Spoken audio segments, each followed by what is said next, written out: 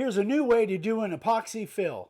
So one of our guys, JT, sent us this syringe kit after he saw a video we did about a month ago where we did an epoxy fill on a sign we carved. When we did that video, we just used a Dixie cup and tried to pour it really carefully. So he sent us this syringe kit and said, give this a shot and see how it works.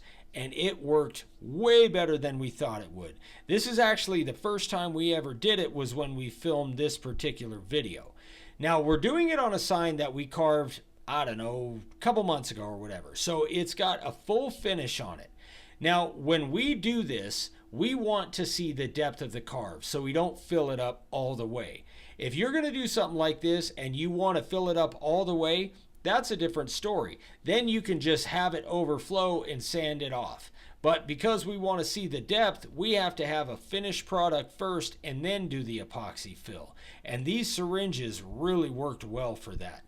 So it comes with 3 different gauges of needle. For the majority of this fill, Dad used the thickest gauge because the thick epoxy would flow through there much better. And then when it came to the sharp points, like on the top of the ear or between the ear and the head, Dad would just kind of push it around with a toothpick, and that seemed to work out really well too.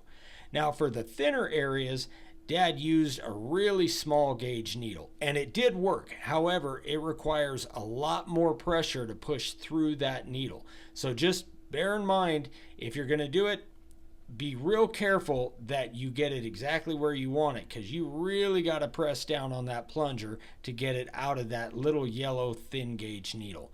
But all in all, this thing worked great, and I think we're going to use it again. Don't forget, all your sign carving supplies are over at our website, makeawoodsign.com. Go check it out.